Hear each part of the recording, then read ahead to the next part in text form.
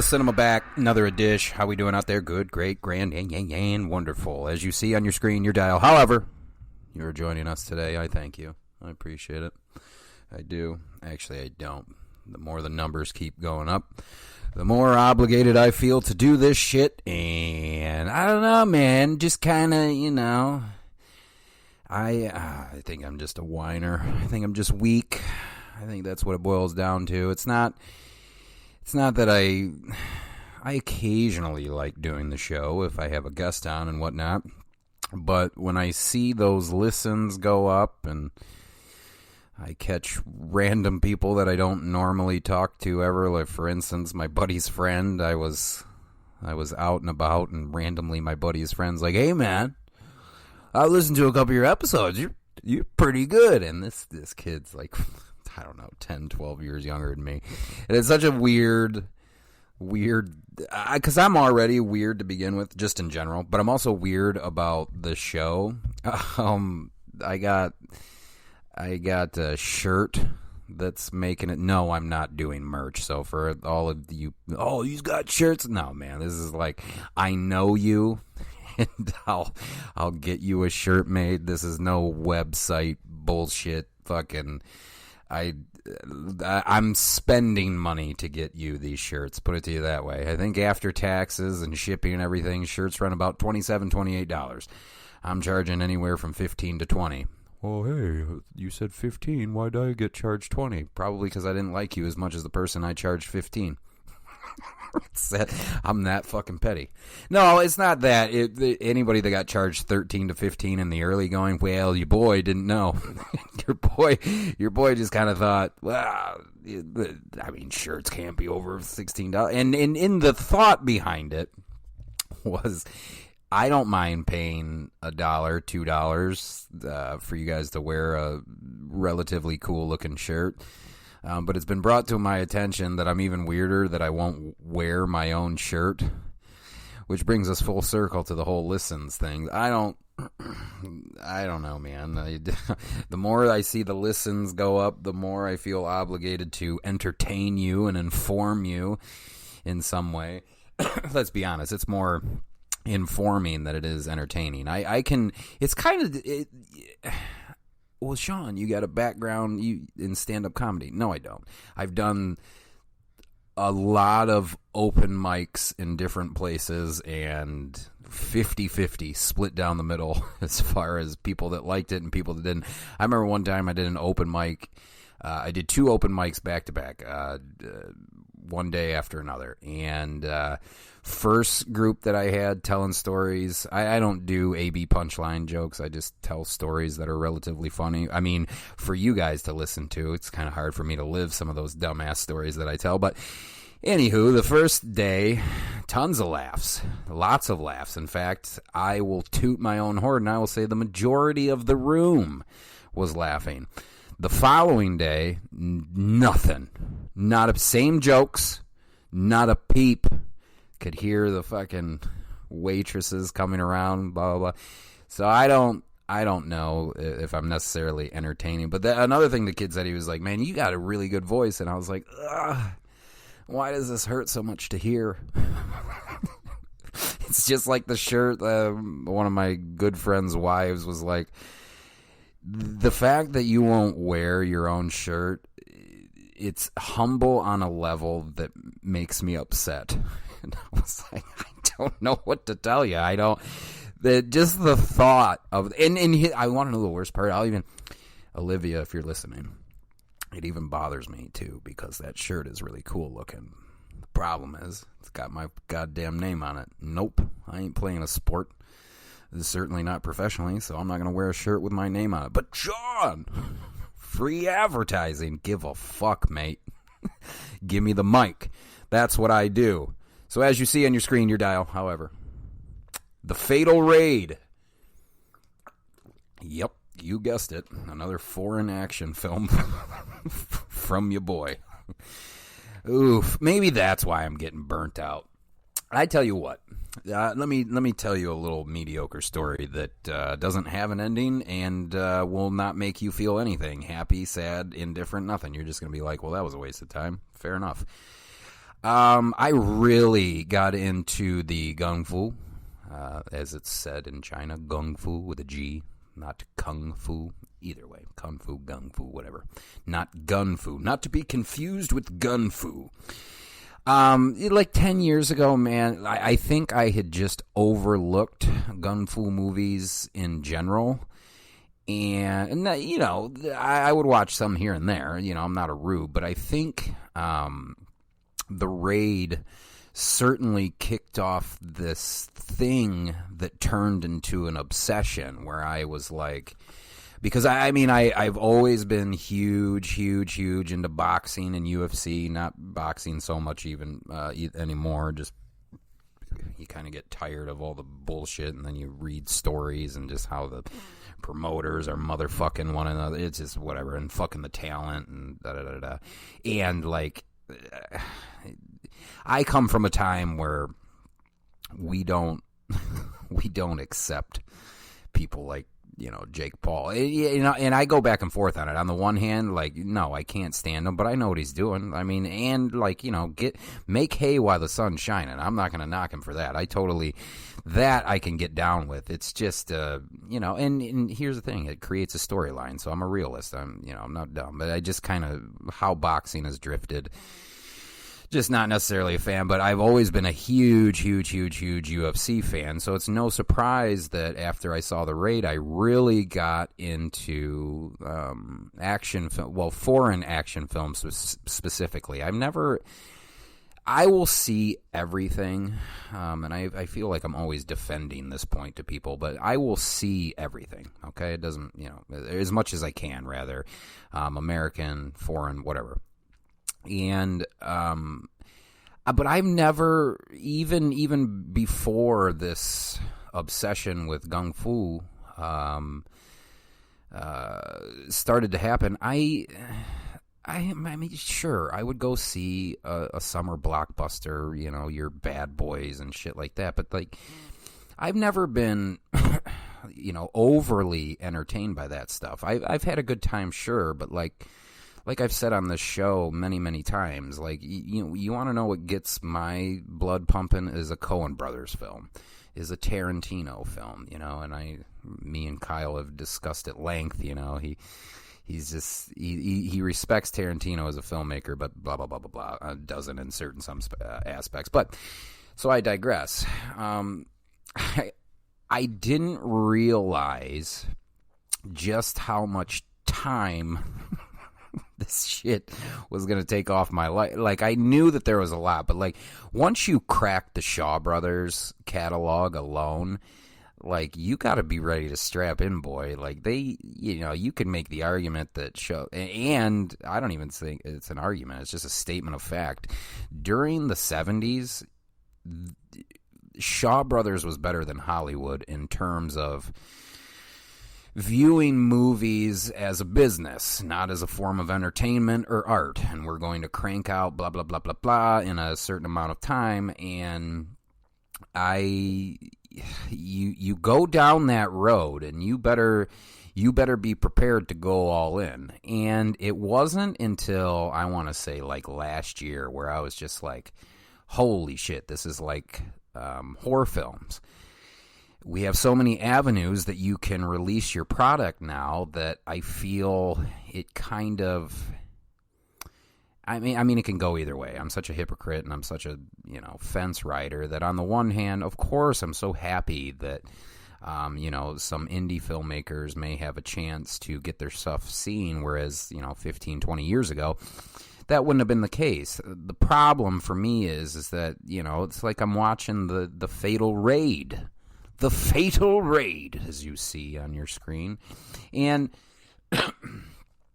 I almost it gave me shades of feeling like 400 versus 1, Crazy Samurai, where we have a few talented filmmakers, and we have a couple talented actors or actresses, or not necessarily talented in the acting department, but physically, a physical presence, and someone that you would want on your stunt team, or, you know, working on your action films, whatever.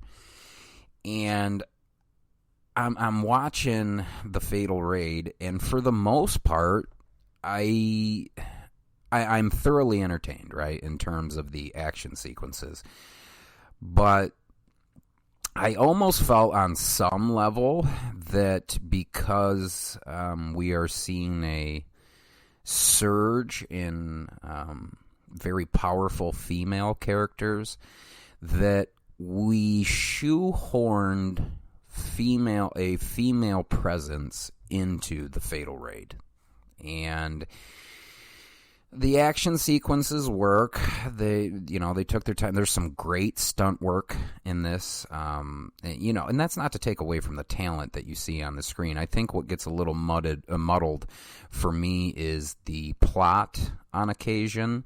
I felt like somewhere during Act 2, we were throwing so much at you in terms of story, and as we the audience, are starting to grasp some of those things, we throw an explosion in there, which is kind of reminded me of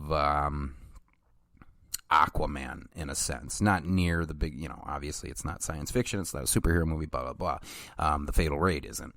But I felt like every time we were going to make a point, give the audience a moral theme that we are following, we just it's kind of like this show.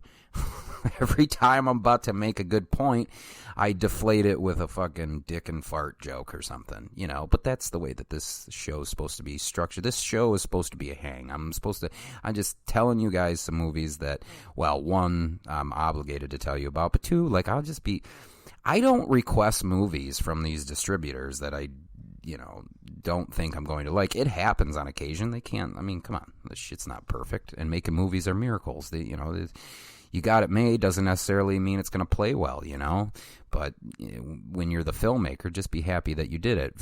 I feel like coming down on something, I feel like I'm being negative about The Fatal Raid. It's not it. I guess I tell you the whole story about going down the rabbit hole with foreign action films because I think I'm just getting tired. That's all there is to it. It has nothing to do with the filmmakers. It has nothing to do with on-screen presence from cast, none of that stuff. I think, just like in life, you kind of get to the point where you're like, all right, I've seen and heard enough. I guess maybe this is a good analogy. Maybe it's not. DM me and tell me I'm a fool. It's fine. It's kind of like TV shows to me. So I am notorious, which is weird. I am notorious for being a completionist and yet not at the same time. I view like sitcoms and stuff. Here's my example. I love 30 Rock. I love the first 4 seasons of 30 Rock. I thought it was funny. Even the 4 seasons kind of meh, whatever. But those first 3 seasons, super fucking strong, right? Those fans of 30 Rock or whatever. The Office, that one seems a little bit more audience encompassing. The Office, prime example. Got to the point. I'd seen 5 seasons. I know it goes to, 7, 8? I don't know. I saw 5 seasons. I got the jokes. I got the characters. 5 seasons, you're talking hundreds of hours at that point of content, right? I get to the point where I'm just like, all right, I've seen enough. I don't... Is there probably a gem of a laugh in season 8 somewhere, or 7? Sure. I'm sure there is. Okay? I don't have the time to devote that. I was just talking to a guy at work today because he was all pissed off that I wouldn't fucking... I just told... when it comes to TV shows, I'm just going to tell you guys straightforward. Don't recommend them to me, okay? Whatever it is, either I've heard of it and I have no interest, or I've heard of it and it's on my queue. But stop recommending TV shows to me. I don't love you any less. I don't. I just don't have time for the shit, okay? And he's going on... He was so pissed at me, and I was kind of mad at him, but we got it cleared up because I just get so tired of people getting mad that I won't watch their shit. I'm going to ignore, I hope that you're listening right now, Zach. I'm going to ignore the fact that you guys never watch anything that I suggest. I can count the number of times, at least in my close circle, I hear DMs from people that I don't know, which is even more fucking frustrating, is that somebody will be like, from fucking Canada, that'll be like, I've never heard of this movie. I watched it and I fucking loved it, Sean. It was fucking great. But yet the people in my fucking circle, they'll get mad at me because I won't take fucking 30 hours worth of TV show that they want me to watch, but they can't watch 2 hours of something that I suggested to them. But, I digress. I just don't have the time, guys. I just don't have the fucking time. So let's bring it right round. I think I may be getting to that point with foreign films. But Sean, it's a movie. It's not a show. I understand that. I have seen so many versions of man versus man, man versus woman, man versus beast, woman versus beast, woman versus man. Like, I'm getting there. I think that's all.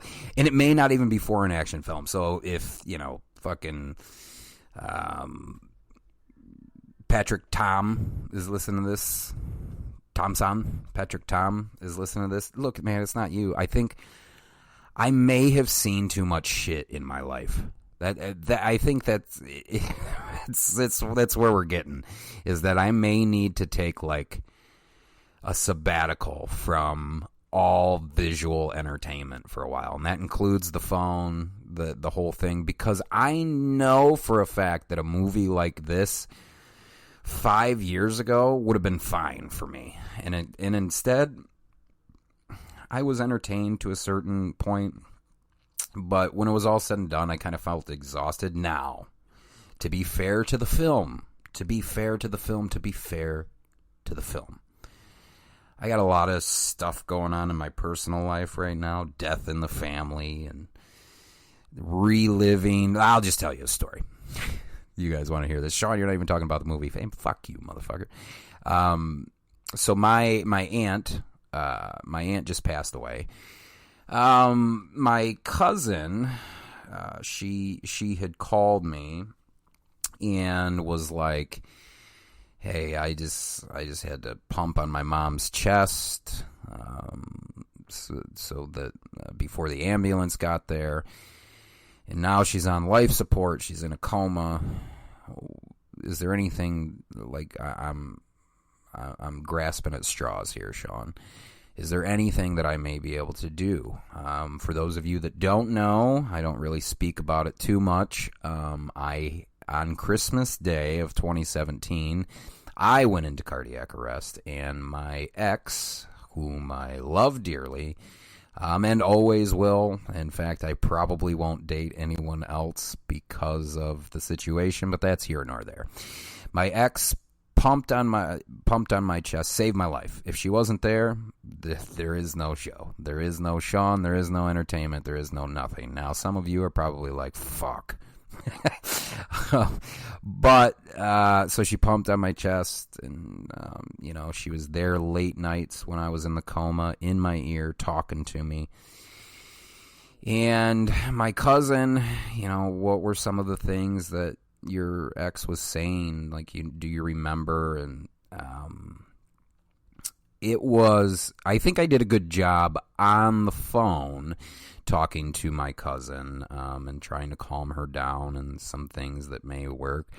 But when I hung up the phone, I'm going to be honest with you. I was kind of on the fence about PTSD. No, I'm not saying that it didn't exist. That's not what I'm saying. I'm more like, I think people need to accept responsibility more often for their actions and words, much like myself. I've had to do the same. It had never registered to me. It was after I hung up the phone, all the flashbacks of what I had gone through, actually more specifically what my ex had gone through. It was really tough, and I'm not trying to like jerk your emotions around, but so I watch The Fatal Raid. Okay, like I think I had that phone call. My aunt passed away on Monday, so the phone call would have been Sunday night. And just to get out of my head, what do? You escape. You escape. You throw on an action film or a horror film, whatever tickles your fancy in terms of escaping. Or for those of you, an Office episode that you've already seen. I wish I could do that. In fact, back to the conversation that I was having earlier today, he asked me, my friend asked me, do you ever throw anything on just to have like background? I used to a lot. Now, almost never. And a lot of it just has to do with I could be doing something more productive. There's always plenty of films for me to review. I got 5 that I have to do for my own and 4 on another podcast, multiple podcasts that I'm going to be on. So, whatever. It just feels wrong. I feel that my mood going into the Fatal Raid may have played a part in how I received the film, because I tell you what, the women in this, they're kick-ass. They are kick-ass, man. Well, let me tell you what the Fatal Raid is about. We're 20 minutes into it, and I haven't even talked about the movie. 2 elite police teams head up a secret operation following a dangerous smuggling ring across the Macau border. But when their presence is discovered, the mission ends in a deadly firefight. Now, stick with me.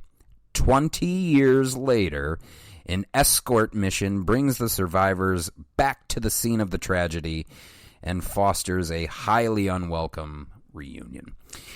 It's an action film. It's man versus man, okay? There's women in it, but the men are evil. A couple of the men are evil. Normally, I guess if you held a gun to my head, some films coming out of the East, this reminded me a lot of Undercover versus Undercover, or Undercover Punch and Gun, or I forget what the other name was, because we can't ever just pick one when we're translating it to the States. We got to make up some bullshit. Well, what is fucking Ronnie Redneck going to be able to like? Jesus Christ. How are we going to learn? I'm going to say it again. I know I've said it on the podcast numerous amount of times. Just give me the original cut. I don't want to see what's going to work for America. I want to see how other cultures view shit. I want to know how they talk. I want to know their beliefs. I want to know their weirdness. You certainly don't fucking cut it out when it comes to the comedy. You'll just I fucking watched a Jackie Chan one earlier this year, the Night of Shadows. I don't remember. But there's like a stone dick in it. No, maybe that's not the one. Maybe that Iceman 2, where there's like a stone dick that they have to break to beat the fucking... Look, I'm not saying that it wouldn't be funny if it was in America. It might. But you're willing to go to those lengths to make some of us feel uncomfortable and weird for the sake of comedy, but for the sake of story, you don't give a fuck. You'll literally change dialogue that changes moods, changes tones, changes morals of an entire film, and we're just supposed to go, oh, okay, no, it's still good. No, I can't do that. I wonder if some of this happened during Act 2 going into Act 3 for the Fatal Raid, because I felt like it got so muddled with the time jumping that we, kind of going back to the point that I was trying to make fucking 20 minutes ago. Oh, hey, well, I know that we're running a little thin on plot right now, but check out these people and how good they are at exercising. I mean, that's what I felt, and here's the thing. I've seen the story before. I've said it before. I don't give a fuck if I see a redundant story. That's not what bothers me. The execution does. Execution's actually not bad here in the Fatal Raid. It's still a bigger budget film coming out of Hong Kong. It is. I just don't know. It's sometimes this happens with films from the East where you have and I still don't understand this, so many production companies, so many hands, so many different people's money tied up in productions of Eastern films. It's no wonder they play like 2 or 3 different films sometimes. What was that one that I was fucking watching with Donnie Yen and it broke my heart? Or no, Max Chang. Invisible Dragon. I had been waiting for that movie for fucking 5 years. I didn't order it off of the Hong Kong Blu-ray bootleg site that I sometimes use. I won't mention their name, but I held off. I was like, nope, I know Well Go USA bought the rights to it, and they're going to release it. I'm just going to wait. And the last 40 minutes of that movie, I don't know what's going on tonally. I know what's going on in the film. It's easy. Man's got to get the girl. I got that. Defeat the bad guy. Tonally, it's all over the board. And, you know, like and I would love to shake some of these fucking producers, specifically on that one. Not so much on the Fatal Raid. Not near as bad or near as tonally jarring as Invisible Dragon was. But I just like, why do you have to force the English? Like at one point we had Anderson Silva say, I believe actually that's what he said, that's my line. And he said it in English, and even though he wasn't speaking in English predominantly throughout the film, he was speaking Portuguese. Like what the fuck? Max Chang speaking Mandarin. Like this shit was just all over. And the worst part about it is both of them speak decent enough English where I think that if you would have wrote the dialogue a little bit different, you could have just had the whole film in English. And, you know, because it's an action film. He's going after the bad guy. I don't need giant-ass monologues that are going to fucking change my life in an action film. If you can somehow find a way to do that, sure. But off the top of my head right now, an action film that changed the way I, thought or did things, I'm sure there's some subconscious shit down there that I'm forgetting. But off the top of my head, I don't know. You know, I love John Wick, but I wasn't like... I don't kill dogs, you know. There wasn't any like life lesson where if there was a life lesson, it was don't kill John Wick's dog, right? So that doesn't happen a lot here, but there was so many things shoehorned into the Fatal Raid that I would just, again, I don't even knock the cast or crew because I wonder what's been cut for a Western release. And I'm going to keep saying this until I see a change. Like, you're going to hear, depending on how the movie plays for me, you're going to hear this from me until I see a change, because I'm so tired of us getting this dumbed down version of a film or of art that could be impactful. I mean, the themes in the Fatal Raid are heavy. Like, I think they deal a lot with depression and PTSD. What, you thought that I just told the coma story for fucking shits and giggies? Nah. I think that there is great themes to explore in the Fatal Raid, and unfortunately, I think we substituted time that we could have spent on those themes in favor of action pieces. Now, I know some of you are like, well, hey, that's why I sit down and watch an action film. I'm not even going to fault you for that, okay?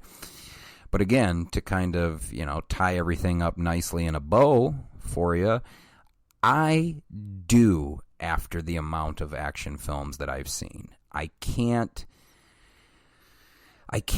you know, I'm not going to lie to the people. Sean doesn't lie to the people. You know, Sean tells it how it is, whether you like it or not. If you don't like it, lump it, because I'm something and you're nothing. Actually, reverse it, and that's more true. You're something and I'm nothing.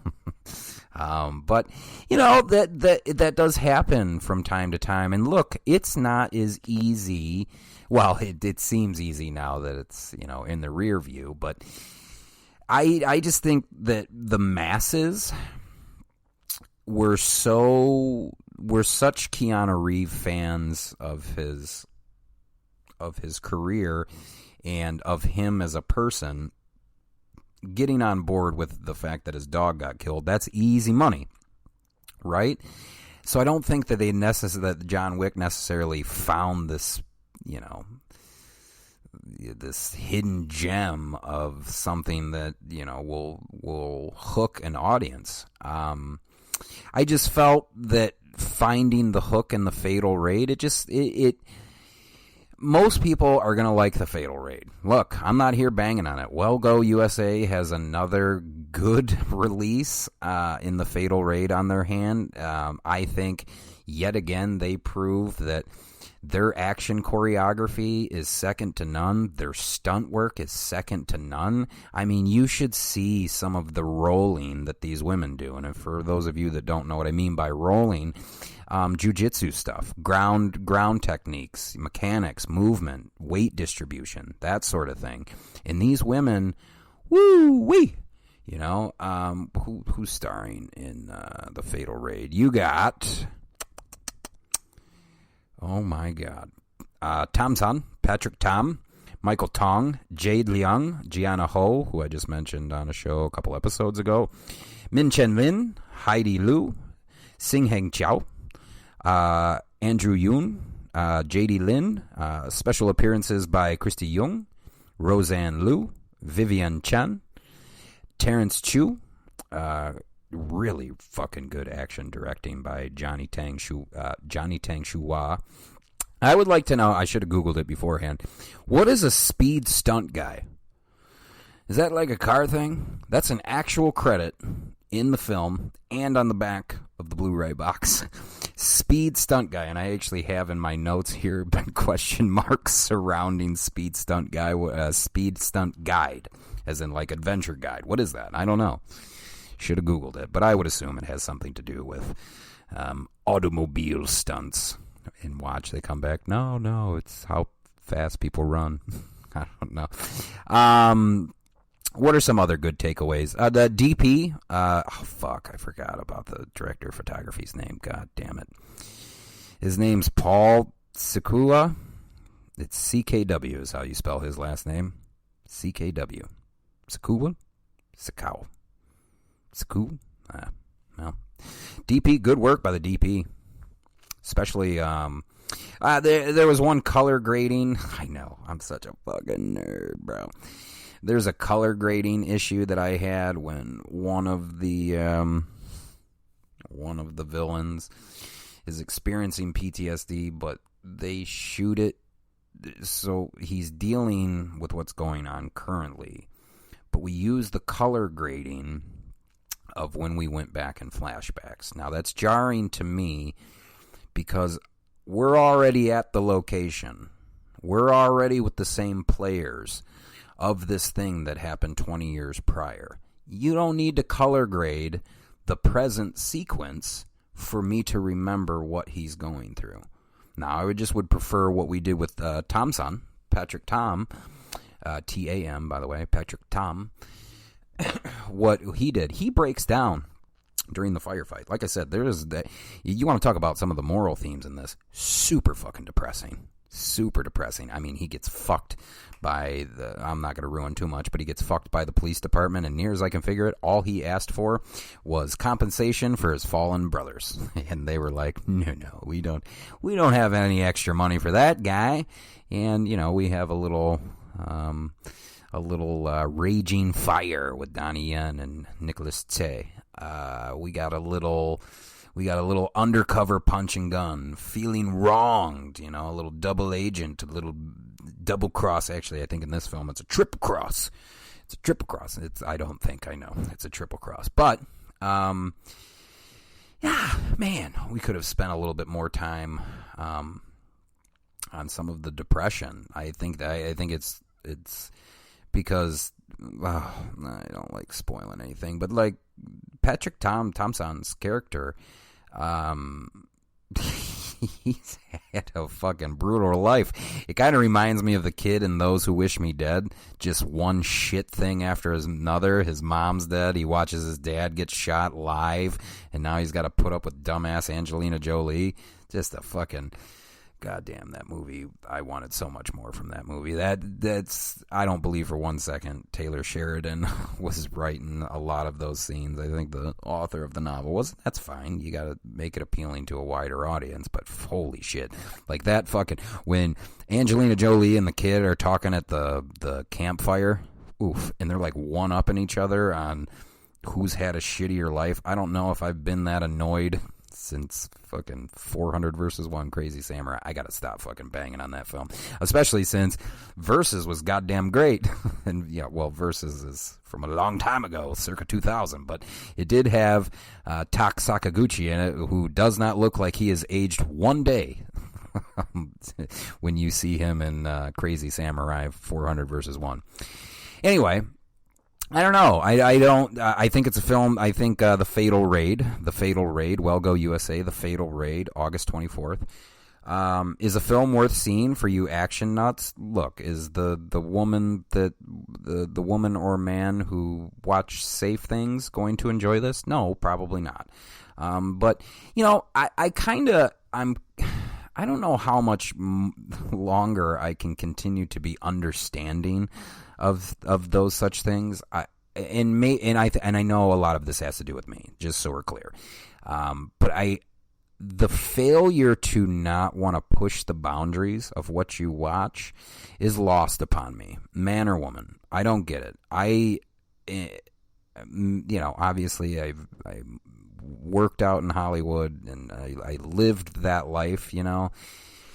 So maybe I just come by it very honestly, but I think back in my past, man, before before there was even the thought of moving out to Los Angeles and trying to make a go at it and ultimately failing, I was watching tons of weird stuff, you know, like I remember like in my freshman year of college watching shit like Serbian film and, well, no, not the Serbian film, but just stuff that was foreign, stuff that, you know, off the beaten path, real dry, hard to watch, dramedies, you know, like things like Little Miss Sunshine came out and people were like, oh man, and I liked Little Miss Sunshine. I'm not taking it away with you, but I had seen movies like that before, you know, not necessarily that well done or with that good of a cast, but I really urge you, the audience, start pushing boundaries. Like, look, if you're a woman that only likes rom-coms and Twilight, man, throw on Hostel. You know, throw on Tremors. I know, I probably won't like it. Well, the thing about it is you're never going to know what you fully like until you start pushing the boundaries. And the reason why I say that is this is a movie. You're safe. There's nothing to worry about, you know? Like the credits will roll unless you're on the dark web looking up uncomfortable shit. The credits will roll, okay? And no one's saying that you have to like it. But when you're watching another film or something that's safe, maybe you'll recall, you know, something that you didn't like, something that you went outside of your comfort zone with, and you'll be like, you know what? This stuff that makes me feel safe right here, it might have been a little bit better if they implemented just a hint of when I pushed myself out of my comfort zone and I watched Hostel or Jaws or Wolf Cop. See a wolf sex scene set to 80s music. You know, to me, I don't know why anyone wouldn't want to see that, but I understand the hesitation. But every time I see that Wolf Cop sex scene set to that 80s music with the sax playing and everything, man, it's just fun. It's just funny. I don't know what I like more, the actual scene or watching people that I show it to that have never seen or thought such of things. Probably the latter, but anyway, Well Go USA with another, I mean, it's a strong action film. But you know what? Sounds like I've been banging and clanging for the whole time on fucking, you've been working out on it? Sorry. I didn't mean to use a rock phrase. I'm not banging on it. I think because I watch so much more than you, it's inevitable that my standards are going to go up. Okay, if you only, and the problem is that like what started this whole thing, which was the Raid, nothing's even come close to the Raid and Raid 2. Well, I shouldn't say not come close, but like The Night Comes for Us, Timo Tayanto, that was fucking Sonny Pang. God love Sonny Pang, who started as a friend to the show and now is just my friend. Like it's fucking, I love The Night Comes for Us, but I don't know, man. I am starting to just oversaturate myself with all this stuff that I feel bad for the product. Now, in the Fatal Raids case, I think it was good enough, and I'm not in a good place right now. You know, the passing of my aunt was hard, and then listening to my cousin and bringing up all this PTSD, I think it was really tough, especially because I have this thing where I always put myself in one of the character's shoes. Very rarely does it not happen. And of course, I put myself in the main character's shoes for the Fatal Raid, Patrick Thompson. And automatically, like, I mean, he's dealing with like death of a friend in a firefight, and his buddy's getting fucked out of compensation, or his buddy's family's getting fucked out of compensation. But for me, it was more or less like every time we went back, like, so did I. Like, I was like, oh man, can you believe that your ex went through that? And now you do a dumb fucking podcast? I mean, you know, the mind wanders sometimes. But, you know, I think that a lot of that had to, especially since Patrick Tom. All right, one spoiler. He loses his wife. And it's, anyway, maybe that's what it was. Maybe, you know, I'm glad we had this talk, audience. I'm glad that we had this talk. I'm figuring out that the reason why the Fatal Raid wasn't a 10 out of 10 for me is because I got my own personal issues that I need to work out, you know. But I'm trying. It's been a lot over the last 4 years, right? Like, for me, coma, shattered hip, loss of someone who I wanted to be my wife, pandemic, and I mean, it's getting to be a lot, mate. Getting to be an awful lot, isn't it? Let's talk here for a second. Are people getting weirder? People are getting weirder, I think. On some level, I get it. The fear of the unknown and shit, but like, fuck, man. I live in Ohio. 3,000 new cases reported last week. 3,000 new cases reported this week. Man, fuck, man. Shit just keeps getting weirder and weirder and weirder. And it's just getting hard. You know, life's hard. I never thought life was going to be easy, but fuck. I think all of us would agree, like, we can't just keep taking these hits. And all of you that have had someone to share this last year and a half, 2 years with, man, hug them tight, hold them close, because, you know, it's hard out here. Not everybody, you know, can kind of get up and dust themselves off like me. And I'm not saying that as like a hard ass or anything like that. In fact, just the opposite. I fear that even some of my friends who are single and lonely going through this, you know, I if for nothing else, I kind of want things to start to even out for them, because I know how it's making me feel. I can't imagine how it's making somebody else feel. There's quite a few faces that are running through my head right now that I'm just like, oh, fuck. For them, man. For them. So I don't really know where I'm going with this anymore. In fact, I wanted this episode to be 20 minutes long because I got other shit to do. But, you know, I also like talking to you. When I started this podcast, I didn't want it to be specifically about movies. Now, I didn't want to, like, fucking drone off into fucking politics and then, you know, see where it takes you and everything like that. I didn't want it to be that. I always wanted it to be for the love of cinema. Oh, God, every time I say for the love of cinema, which is something I'm not necessarily sure that I made up, but I know in my circle of friends that I made up, and it gets no less hard when I say that out loud to know that somebody tried to steal that from me and pretended that they didn't. They just thought because it was, 4 random words, 5 random words, 5 random words that they could just use it themselves. And it's just like, ugh, it puts a bad taste in my mouth. But how else am I supposed to stamp something that I'm saying every second? It doesn't fucking matter. Doesn't motherfucking matter. But hey, if you the person that I'm referring to is listening to this, fuck you, punk. Yeah. Better not see me outside. That's all I'm saying. Because I can't remember the last time I wanted to put somebody in the dirt. Not kill them, but just make them understand that some of y'all got way too comfortable talking shit on the internet. That's all I'm going to say. Some of you got way too comfortable. I don't give a fuck what your size is. There's people that can fight and there's people that can't. And sir, you can't. Fucking stop. Otherwise, I'm going to put a beating on you, okay? All right. See, I get all fired up. I just don't.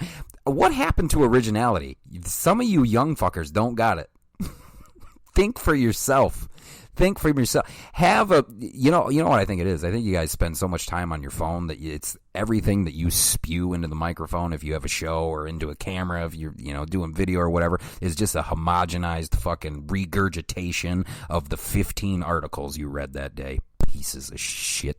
Fucking, you do an entertainment show and you can't have an original fucking thought. That's not how entertainment used to be. In fact, quite the opposite. What we do, this shit on the mic, we were the ones we were giving the new opinions. You know what I'm saying? We were giving the fresh hot takes.